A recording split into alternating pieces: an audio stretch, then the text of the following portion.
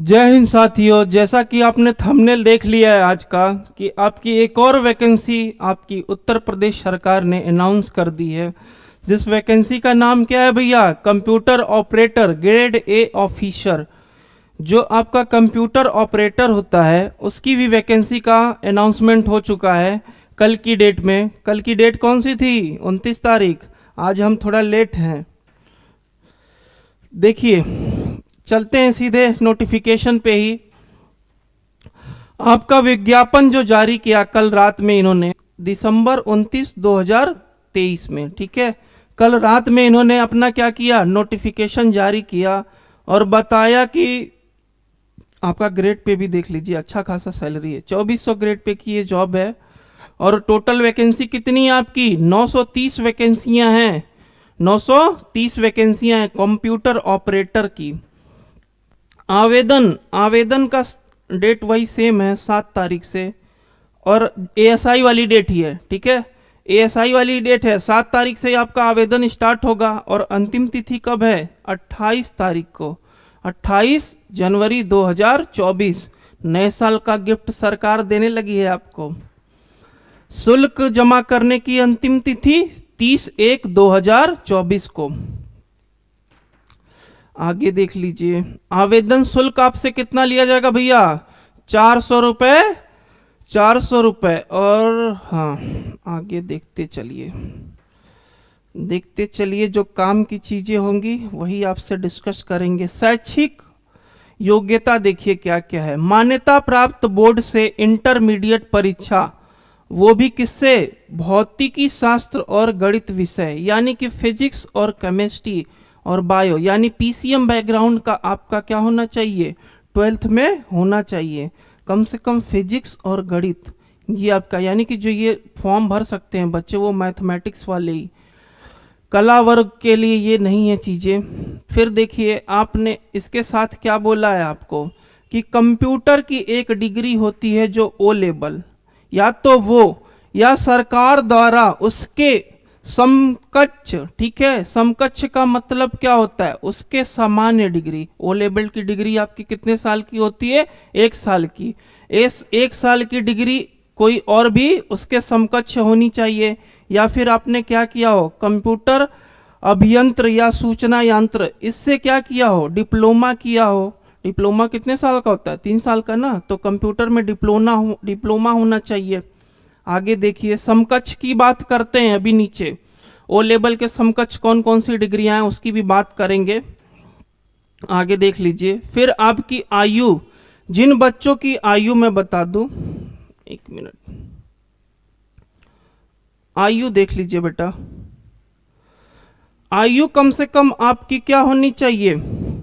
1/7/2023 को 18 वर्ष की आयु प्राप्त कर लेनी चाहिए, यानी कि 18 एज आपकी कंप्लीट हो जानी चाहिए। कब? 1/7 यानी 1 जुलाई 2023 को आपकी एज 18 साल कंप्लीट हो जानी चाहिए। आपकी अधिकतम एज कितनी है? यानी जनरल कैंडिडेट के लिए 28 साल, और जो आपके ओबीसी एसटी एससी वाले कैंडिडेट हैं उनको 5 साल का रिलैक्सेशन मिलता है, तो जिसके कारण उनकी एज 28 प्लस 5 साल का एज रिलैक्सेशन 33 साल। एसटी एससी ओबीसी के लिए कितने साल? 33 साल। आगे देखिए बेटा, खटाखट से देखते जाइएगा। और मैंने आपसे बोला था ना, हर नोटिफिकेशन में आपसे कहता हूं कि आप अपना जाति प्रमाण पत्र क्या करिए, बनवा लीजिए नया वाला। उसकी भी डेट लिख लो। आपकी बहुत लोग को कंफ्यूजन है, 1/4/2023 के बाद की आपकी क्या होनी चाहिए? जाति प्रमाण पत्र आपका जो होना चाहिए 1/4/2023 के बाद। अगर निवास आपका 1 साल 2 साल पुराना है तो चलेगा, बट आपकी जो जाति प्रमाण पत्र होगी वो नहीं चाहिए बेटा, समझ रहे हो ना? तो 1/4/2000 के बाद, यानी 1 अप्रैल 2023 के बाद की बनी है तो वो चलेगी। अगर पहले की, अगर एक दिन पहले की भी होगी, यानी 28/3/2023 की भी अगर, यानी मार्च माह की आपकी है, भले वो 30 या 31 तारीख की भी क्यों ना हो, वो वैलिड नहीं होगी। तो ये आप कंफ्यूजन दूर कर लीजिए। बार बार मेरे से प्रश्न पूछा जा रहा है बच्चों का कि सर मेरा इतने तारीख का है। एक बात क्लियर कर लीजिए कि 1 अप्रैल 2023 के बाद का आपका क्या होना चाहिए, जाति प्रमाण पत्र होना चाहिए।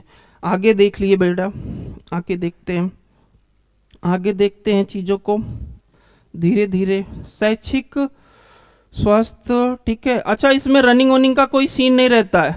अब लिखित परीक्षा देखिए, लिखित परीक्षा आपकी 200 अंक, ठीक है, 200 अंक, 200 अंक। कुल प्रश्न कितने दिए जाएंगे आपको? 160 प्रश्न दिए जाएंगे।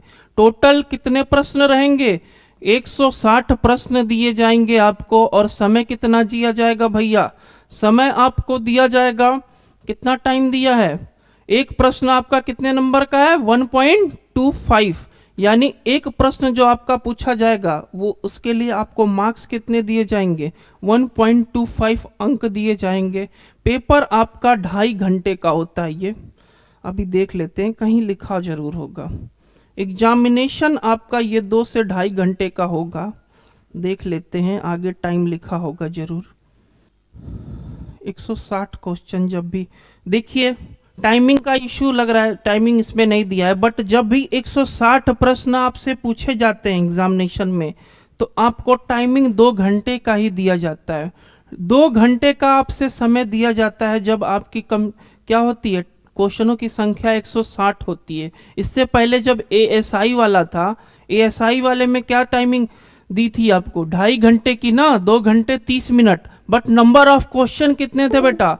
नंबर ऑफ क्वेश्चन सर 200 थे, यानी कि उसमें 200 क्वेश्चन थे। इसमें क्वेश्चन कितने हैं? 160 क्वेश्चन है, 160 क्वेश्चन। तो टाइमिंग आपको 2 घंटे ही दिया जाएगा इसमें, ठीक है। आगे देखिए, आगे देखते हैं। हाँ, ये देखिए, और ये भी देख लिया, लिखित परीक्षा एवं कंप्यूटर टंकल से संबंधित ये जानकारी है। लिखित परीक्षा आपकी क्या होगी? ऑनलाइन बेसिस, यानी कंप्यूटर सीबीटी बेसिस पे होगी। तो आपको कंप्यूटर बेस पे इसका आंसर देना पड़ेगा। आगे देख लेते हैं। देखिए नॉर्मलाइजेशन, जब कंप्यूटर बेस पे होगा तो 1 से 2 दिन में आपके एग्जाम लेंगे ये, तो नॉर्मलाइजेशन उसमें यूज किया जाएगा। जो भी ऑनलाइन एग्जामिनेशन आपका, जब एक पाली से कई पालियों में एग्जामिनेशन होता है तो उसमें क्या होता है भैया, तब आपको 2 से 3 दिन का समय दिया, यानी कि नॉर्मलाइजेशन यूज किया जाता है। अब देखिए, अभी मैंने आपको एज रिलैक्सेशन बताया ना, एज रिलैक्सेशन कितना आपका? ओबीसी कैटेगरी के लिए 5 वर्ष का, ठीक है। फिर एसटी एससी वालों को भी 5-5 वर्ष का, 5-5 वर्षों का क्या मिलता है एज में रिलैक्सेशन, यानी इनको 28 और +5, यानी जिन बंदों की आपकी एज, जिन लड़के या लड़कियों की एज कितनी होनी चाहिए? 33 वर्ष, ठीक है। 33 वर्ष हो जाएगी, वो भी क्या कर सकते हैं? इस फॉर्म को अप्लाई कर सकते हैं। बहुत अच्छी वैकेंसी है बेटा, ना इसमें आपको दौड़ना पड़ता है, कोई फिजिकल एक्टिविटी नहीं है, रनिंग वनिंग का साथ सीन नहीं है इसमें। आगे देख लीजिए, स्वतंत्रता सेनानी अगर आप लोग हैं तो कितना आपको छूट दिया जाएगा, उसके बारे में डिटेल मेन टॉपिकों पे चर्चा करेंगे हम। एग्जामिनेशन का पैटर्न देखिए। अब ये ऑनलाइन आवेदन की प्रक्रिया हो गई आपकी। अभी आपके सिलेबस की बात देखिए, एक मुद्दा और, मैं कई एग्जामिनेशनों आपका जो भी सर्टिफिकेट होगा आपको डिजी लॉकर पे क्या करना पड़ेगा? अपलोड करना पड़ेगा। यानी आपका ओ लेवल का डिग्री हुआ, 10+2 का जो आपका मार्कशीट हुआ, सब क्या करना पड़ेगा? आपको डिजी लॉकर पे अपडेट करना पड़ेगा। और आयु, जाति, निवास जो भी है आपके पास, सब आप क्या कर रहे हैं? एज से संबंधित छूट के लिए या सारी चीजें, शैक्षिक योग्यता जितनी है आपकी, आपने ग्रेजुएशन किया है, पोस्ट ग्रेजुएशन किया है, जो आपकी क्वालिफिकेशन है, सारा डाटा आपको डिजी लॉकर पे क्या करना पड़ेगा? अपलोड करना पड़ेगा, ठीक है। फिर आप एक फॉर्म पे भी मैं वीडियो बना दूंगा, फॉर्म के लिए भी मैं एक वीडियो बनाऊंगा आपके लिए। देखिए आपका जो फोटो होना चाहिए ना, 6 महीने के भीतर खिंचाना होना चाहिए। अगर पुराना ज़्यादा है, ये नहीं कि बचपन का फोटो लगा दें, 6 महीने पुराना फोटो लगाना है, ठीक है, नहीं है तो नया खिंचवा लीजिए। आगे देखिए, चश्मा लगा के फोटो मत खिंचवाइएगा। जैसे मैंने चश्मा लगाया है ना, तो चश्मा निकाल के आपको फोटो खिंचवाना है, हीरो बन के नहीं, बबुआ बन के खिंचवाना है, चश्मा निकाल के। आगे देख लीजिए भैया, सिलेबस पे हम चर्चा करेंगे। अब सीधे सीधे आप आते हैं सिलेबस की तरफ हम चलेंगे। अब देखिए, एक बार देख लीजिए समकक्ष डिग्रियां जो मैं बोल रहा था ना, समकक्ष डिग्रियां, उस पे चर्चा कर लेते हैं। अगर किसी के पास ओ लेवल नहीं है या फिर ग्रेजुएशन में, जिस कहते हैं ना किसी ने कंप्यूटर साइंस से बीएससी किया है या फिर बीटेक किया है, अगर वो सारी चीजें नहीं है तो 12th के बाद भैया, यानी 10+2, 12th के बाद 12 पास करने के बाद आपने कंप्यूटर की ये सारी डिग्रियां ली हैं, जिसमें से ADCA, ADC, फिर क्या है DOPA, फिर DOMA, इस टाइप की अगर आपके पास कम से कम 1 वर्ष अवधि होनी चाहिए उस कंप्यूटर डिग्री की, तभी वो क्या होगी, ओ लेवल के बराबर मानी जाएगी। तो एक ये सारी डिग्रियां आपको आपके पास अगर हैं तब भी आप क्या कर सकते हो, इस फॉर्म को भर सकते हो। ठीक है, आगे भी देख लीजिए और सारी भी हैं। यानी कम से कम एक टीचर ट्रेनिंग बोला है ना, diploma in computer teacher training, ठीक है, डिप्लोमा इन कंप्यूटर स्किल, ये सारी डिग्रियां क्या हैं, उसके समकक्ष हैं। 28 डिग्रियों का डाटा दिया गया है, जिसमें से क्या सब 10+2 के बाद, यानी आपने या तो 12 पास करने के बाद इन डिग्रियों को हासिल किया है या फिर ग्रेजुएशन के बाद, तब भी कोई दिक्कत नहीं है। बट फॉर्म भरने से पहले तक आपका रिजल्ट आपके हाथ में होना चाहिए। फॉर्म भरने, ये नहीं कि सर अभी तो मैं अपियरिंग में हूं, मैं भर सकता हूं, नहीं भर सकते भैया, पास आउट होना चाहिए। अपियरिंग के लिए कोई सीन नहीं है। आगे देख लेना, आगे खटाक से देखिए, लिखा है ना आपको 1 वर्ष का होना चाहिए आपका डिप्लोमा। अब देखिए, जैसे ग्रेजुएशन आपने की है बीएससी आईटी से, एमएससी, बीटेक, जो भी डिग्री कंप्यूटर साइंस आपने पढ़ा है किसी डिग्री के दौरान, बीटेक की डिग्री के दौरान या फिर बीसीए, एमसीए, ठीक है, जो भी आपने किया है 1 साल होना चाहिए आपको कंप्यूटर पढ़ा हुआ। चलिए भैया आगे देख लेते हैं, लिखित परीक्षा। अब देखिए सिलेबस पे चर्चा कर लेते हैं। ये सिलेबस सामान्य ज्ञान का, सामान्य ज्ञान के सिलेबस में कोई छेड़छानी नहीं है। जो आपका यूपी पुलिस का रहता है वही सिलेबस सेम है, यूपीएसआई वाला सिलेबस है जो सामान्य ज्ञान का, सेम वही है। बट क्वेश्चनों का लेवल थोड़ा सा हाई रहेगा बेटा, कंप्यूटर ऑपरेटर है ना, तो धीरे धीरे क्या रहेगा, और 2400 ग्रेड पे भी है इसका, तो थोड़ा सा क्वेश्चनों का लेवल हाई रहेगा। But syllabus all too same है, सब में सामान्य विज्ञान, ठीक है, भारत का इतिहास, भारतीय संविधान, सारी चीजें, फिर आपकी क्या देश, राजधानी, मुद्रा, महत्वपूर्ण दिवस, करंट अफेयर वाला जो पोर्शन है, ये सारा किस में आएगा, आपका सामान्य ज्ञान में आएगा। नेक्स्ट देखते हैं आगे, मानसिक अभिरुचि, सेकंड पार्ट जो आएगा आपका मानसिक अभिरुचि, यानी रीजनिंग वाला पोर्शन। रीजनिंग वाला पोर्शन भैया, दिशा ज्ञान परीक्षण, मैंने अभी क्या है आपकी डायरेक्शन की वीडियो कल नाइट में आपको शेयर की थी ना, आप धीरे धीरे क्या करिए वहां से भी सीखते रहिए। वर्ड, शब्दों और वर्णमाला का आंशिक समरूप, पूरा रीजनिंग का ही ये टॉपिक है आपका मानसिक अभिरुचि वाला। फिर देखिए थर्ड पोर्शन भी क्या है, थर्ड पोर्शन भी आपका रीजनिंग ही है। थर्ड वाला भी क्या भैया, सारा रीजनिंग का ही पोर्शन है। अंक गणित, अच्छा देखिए इसमें मैथमेटिक्स नहीं पूछी जाती है, बट जगह जगह कुछ कुछ टॉपिक जो रीजनिंग में आते हैं, एज के क्वेश्चन हो गए, जैसे मिसिंग नंबर हो गया या नंबर सीरीज हो गई, जैसे कि अगला टर्म्स क्या होगा नंबर सीरीज का, ऐसे ऐसे क्या है सारी देखिए अंक गणितीय संख्या, आपसे बोला है ना अंक गणितीय संख्या सीरीज, ठीक है, अल्फा न्यूमेरिक सीरीज, क्लासिफिकेशन, अंक गणितीय तर्क, ठीक है। यानी कि मैथमेटिक्स नहीं पूछ रहा है, बट क्या करेगा रीजनिंग में आपके मैथ के डाटा को घुसाएगा जरूर। आपको मैथ नहीं पूछ रहा है सीधे सीधे, हानि लाभ ये सारी चीजें नहीं पूछेगा, बट घुसाएगा जरूर भैया। अब देख लीजिए कंप्यूटर साइंस, चौथा जो आपका पोर्शन होगा वो कंप्यूटर साइंस का होगा। आपके कितने कितने क्वेश्चन पर सेक्शन में पूछे जाएंगे? तो सर 40 क्वेश्चन, तभी तो होंगे भैया 40 40 40। जब चारों को मिलाएंगे तो कितने क्वेश्चन हो जाएंगे? 160 क्वेश्चन। 160 क्वेश्चन आपसे क्या किए जाएंगे भैया? पूछे जाएंगे। आगे देखिए कंप्यूटर में इंट्रोडक्शन, डाटाबेस मैनेजमेंट एवं system, PC software and office automatic. फिर आपका क्या है? Work place, computer network, the internet, ये सारे आपके जावा वो सारी चीज़ें, यानी कि कंप्यूटर की अच्छी खासी नॉलेज रहनी चाहिए। 40 क्वेश्चन आपके कंप्यूटर से आएंगे भैया। 40 क्वेश्चन किससे आएंगे? कंप्यूटर से आएंगे।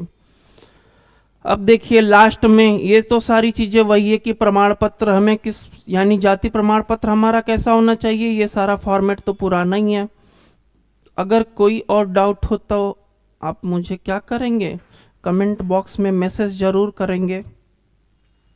सिलेबस आपका कहने का मतलब ये है कि आपको, जिन बच्चों को मैथमेटिक्स से डर लगता है, सर हम दौड़ नहीं पाएंगे, हमारी हाइट कम है, उन सब के लिए भी सरकार ने क्या किया? एक गुड न्यूज़ दे दिया कंप्यूटर ऑपरेटर की। चलो भैया तुम नहीं दौड़ पाते हो, कोई दिक्कत नहीं है, आप सीधे एग्ज़ाम दो और सिलेक्शन लो। एग्ज़ाम दो, सीधे सिलेक्शन पाओ, और कुछ नहीं करना है। कोई फिजिकल एक्टिविटी की आपके लिए तैयारी की ज़रूरत नहीं है। बस आपकी क्या है? डिग्री ही बहुत है, आपकी डिग्री ही मायने रखती है। चलिए इस सेशन को यहीं समाप्त करते हैं। थैंक यू सो मच हमसे जुड़ने के लिए, और चैनल को लाइक एंड सब्सक्राइब करते रहिए। और ऐसी ताज़ा खबरों के लिए बेल आइकन जो होता है आपका नोटिफिकेशन का, उसके भी ऑन रखिए, जिससे आपको हर क्लासेस की क्या मिले? नोटिफिकेशन मिलती रहे। समझ लीजिएगा बेटा। और जाते जाते एक चीज़ और मैं कल का बता दूं, कल मेरे से एक वर्डिंग रीजनिंग का जब आप देखोगे टाइप 3, उसमें मैंने एक क्वेश्चन कराया था, मेरे से एक वर्डिंग गलत निकल गई थी बेटा, उसको आप सही कर लीजिएगा, नहीं तो आप लोग कमेंट करने लगते सर गलत पढ़ा दिए थे। ठीक है, ईस्ट वेस्ट था ना आपका, और ये ऊपर क्या नॉर्थ साउथ। आपका जो यहाँ आंसर आया था, शायद मैंने साउथ ईस्ट बोल दिया था, मुंह से मेरे निकल भी गया था और मैंने गलत लिख भी दिया था, तो उसको नॉर्थ ईस्ट कर लीजिएगा। ठीक है, नॉर्थ ईस्ट कर लेना, नहीं तो कंप्लेन बहुत करते हो आप। मैं भी इंसान हूँ, मेरे से भी गलतियाँ होती हैं, मुंह से निकल जाता है मेरे। तो नॉर्थ ईस्ट लास्ट वाला टाइप 3 में लास्ट जो तीसरा क्वेश्चन होगा, अब ध्यान दीजिएगा आप लोग। वीडियो जब आप लाइन से देखते जाओगे तो डायरेक्शन जो दिशा मैंने पढ़ाया था आपको, उसमें का लास्ट टॉपिक जो था टाइप 3 कोड यानी एंगल बेस के जो क्वेश्चन थे, उसमें ये गड़बड़ी हुई थी मेरे से। साउथ ईस्ट मैंने बोल दिया था, उसको नॉर्थ ईस्ट कर लीजिएगा। चलिए थैंक यू सो मच, आज के सेशन को यहीं समाप्त करते हैं। उम्मीद करता हूं कि आपको ये चीज़ें, ये इंक्वायरी अच्छी लगी हो, जो भी इंफॉर्मेशन मेरे द्वारा दी गई हो। Thank you so much.